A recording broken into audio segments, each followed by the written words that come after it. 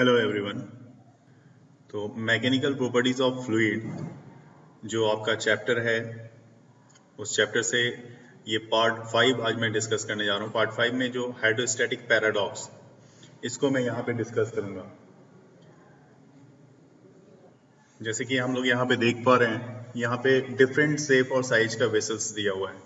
अगर मैं मान भी लूँ कि इस सब की शेप डिफरेंट है, जैसे कि इसमें मान लो ये ए वेसल्स हैं हमारे पास, ये बी है, ये सी है, ये डी है और ये ई है। सब जो वेसल्स हैं जितने भी, ये जैसे कि एक यूनिफॉर्म से लग रहा है।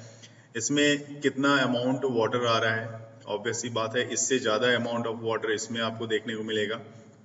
इसमें भी ज़्यादा अमाउंट ऑफ वाटर मिल रहा है, इसमें भी ज़्यादा। तो इसमें हर किसी में उसके डिफरेंट शेप और साइज के कारण जो वेट है वाटर की वो डिफरेंट होगी, है ना। जो वाटर की वेट है वो इसमें अलग अलग कंटेनर में अलग अलग शेप और साइज में अलग अलग अमाउंट में वाटर यहाँ पे है। तो एक नज़र से आपको देखने के बाद यहाँ तो ये पता लग रहा है कि ये अलग अलग है, लेकिन एक बात यहाँ पे देखना होगा आपको, डिफरेंट शेप होने के बावजूद भी नीचे का जो वेसल है ये आप देख रहे हो, बेस जो है इसका, ये बेस हॉरिजेंटल है और एक साथ एक दूसरे से सब लिंक्ड है। ये बेस जो है इसका एक दूसरे से लिंक्ड है। तो इस तरह के वेसल में अगर आप लिक्विड पाउड करते हो तो ये ऑब्जर्व किया जाता है कि अगर यहाँ पे सबकी हाइट आप देखो यहाँ पे, लेकिन जो हाइट है सबकी, वो हाइट सबकी सेम है। अगर आप ये चीज़ ध्यान से देखो तो ये देखोगे आप कि हाइट सब वेसल्स में, जितनी भी वेसल्स हैं उस सब में हाइट जो है वो सेम है ना। तो हाइट सेम है। तो आपको फॉर्मूला आपने तो स्टडी किया हुआ ही है। फॉर्मूला क्या था आपको याद होगा, P इक्वल टू एच रो जी, है ना। और ये भी आपने पढ़ा था कि P डायरेक्टली प्रोपोर्शनल किसके होता है, H के होता है।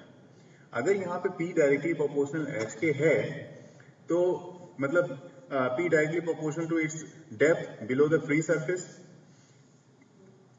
अब यहाँ पे आप देख सकते हो सिंस जो वेसल्स हैं कि इसका मतलब है जैसे कि P directly proportional to H, तो आपको पता ही है ना। तो pressure of liquid at all points on the base must be same, क्योंकि यहाँ पे जो प्रेशर आप देखोगे लिक्विड की, इस जगह पे हर जगह पे प्रेशर जो होगी लिक्विड की हर जगह पे सेम होगी, क्योंकि ये क्या है, ये एक सेम हॉरिजेंटल में है। तो लिक्विड अब इस केस में जो है, और लिक्विड की राइज कितनी हुई है, लिक्विड सेम राइज पे हाइट हुआ है। ये देखो सबकी हाइट सेम है। अगर इसकी हाइट बोली जाए, है ना, वो सारा चीज समझ में आएगा। बाद में भी आप ज्वाइन कर रहे हो कोई बात नहीं, यहाँ पे सब चीज देखो। इसकी हाइट जितनी है बेटा, सेम हाइट इसकी भी है ना। ये इसकी भी हाइट कितनी है, h हाइट है। इसमें भी हाइट अगर देखा जाए तो इस हॉरिजेंटल से हाइट देखी जाए तो इसमें भी h हाइट ही है। उसी तरह से आगे आप इसमें देखो, इसकी भी हाइट कितनी है, h ही है। तो सब जितना भी हाइट है सबकी कितनी है, h ही दी हुई है। तो पैराडॉक्स यहाँ पे अगर आप देख रहे हो तो पैराडॉक्स मतलब यहाँ पे क्या चीज समझ में आती है, वो चीज देखो आप कि weight of the liquid is obviously different in each section. Her section में, ये जो सेक्शन है आपका, ये सेक्शन है, ये सेक्शन है बड़ा वाला, इस सब में क्या है, लिक्विड अलग अलग अमाउंट में है ना। लेकिन since liquid pressure depends upon the weight of the liquid, है ना, तो वेट पे डिपेंड करता है। तो वैसे केस में क्या होगा, रेफरेंस पॉइंट जो आप अगर ध्यान से देखोगे आप, तो यहाँ पे सेक्शन तो डिफरेंट है, लेकिन ये बात और no doubt the cross section area of B, ये देखो बी का क्रॉस सेक्शन एरिया थोड़ा बड़ा है, ये थोड़ा उससे छोटा है, ये और भी बड़ा है। तो सबका क्रॉस सेक्शन एरिया भी अलग अलग है ना। तो यहाँ पे क्रॉस सेक्शन एरिया भी अलग है और अमाउंट ऑफ लिक्विड भी अलग है। लेकिन इसके बावजूद जैसा कि आपने देखा यहाँ पे कि P डायरेक्टली प्रोपोर्शनल होता है H के, तो हाइट सबकी सेम है, इसलिए प्रेशर जो होगा इस सब जितने भी ट्यूब्स हैं, A, B, C, D, different shape और साइज के जो ट्यूब्स हैं, सब में प्रेशर भी क्या होगा, सेम होगा। यही आपको हाइड्रोस्टैटिक पैराडॉक्स बताता है। इसी को बोला जाता है पैराडॉक्स, क्योंकि यहाँ पे क्या है कि आप देख सकते हो, एक ग्लांस में अगर आप देखोगे तो सारा का सारा एक लेवल में दिखेगा आपको। There appears to be a paradox here, है ना, क्योंकि यहाँ पे आपने देख लिया, यहाँ पे आपने मेंशन किया हुआ है कि लिक्विड जो है राइज हुई है सेम हाइट से in all sections, and it is because the pressure within a liquid is directly proportional to its depth below the free surface.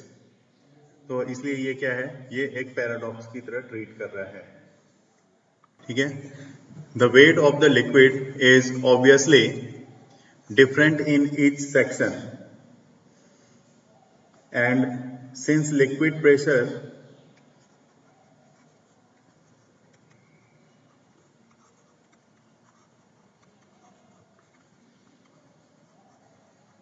depends upon the weight of the liquid,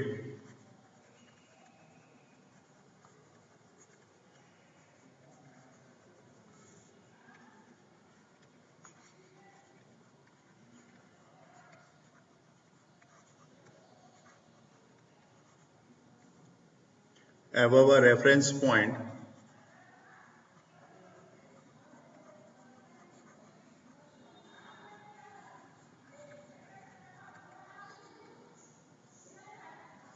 it would seem that pressure should be different.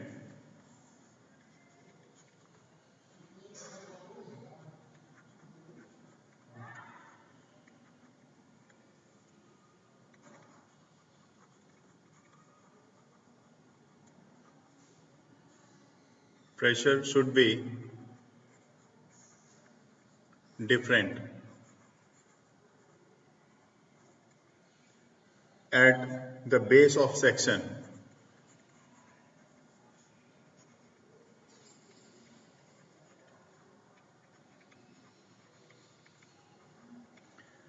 No doubt, the cross-section area of B at the base is greater than that at D. तो जैसे कि अलग अलग cross section है, आपने देखा भी यहाँ पे, मैं दिखा रहा हूँ। ये क्रॉस सेक्शन देखो आप, आपको ज़्यादा यहाँ पे क्लियर होगा। ए की क्रॉस सेक्शन थोड़ी कम है, बी की उसके रिस्पेक्ट में ज़्यादा है, लेकिन क्या फ़र्क पड़ रहा है कोई क्रॉस सेक्शन से? बी के रिस्पेक्ट में सी का क्रॉस सेक्शन थोड़ा कम है, डी का और भी कम है, जो कि बी और सी से भी कम है, और ई का अभी तक जो देखा है ए बी सी और डी में, उससे भी ज़्यादा क्रॉस सेक्शन है। लेकिन क्रॉस सेक्शनल एरिया से क्या फ़र्क पड़ता है? उस पर तो कोई डिपेंड करता नहीं है। तो डिपेंड प्रेशर किस पे कर रहा है? हाइट पे कर रहा है। तो अगर हाइट पे कर रहा है तो इसका मतलब है कि इस सब की प्रेशर जो है वो क्या है, हाइट, मतलब यहाँ से हॉरिजॉन्टल से देखा जाए तो इसकी डेप्थ बोली जाए तो वो भी सही रहेगा। इसका मतलब है कि यहाँ पे क्या है कि हाइड्रोस्टैटिक पैराडॉक्स इसी को बोल सकते हो आप, है ना। इन शॉर्ट इतनी सारी चीज़ों को देखते हुए यहाँ पे लिख सकते हो आप, the hydrostatic paradox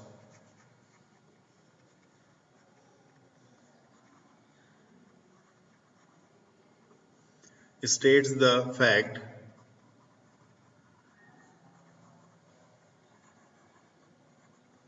that in different shaped containers,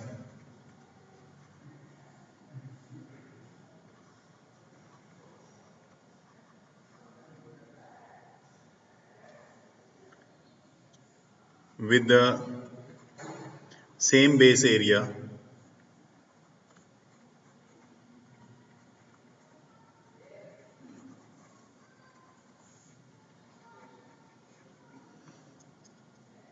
which are filled with a liquid of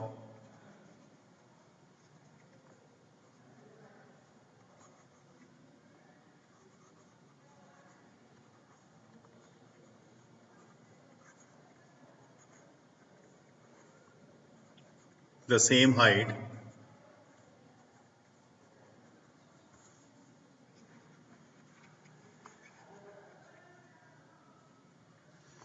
the applied force by the liquid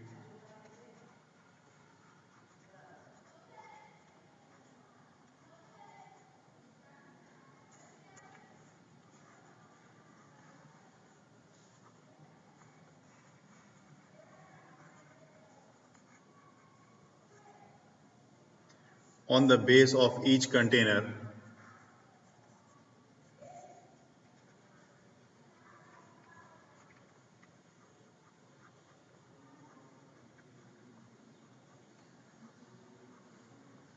is exactly the same.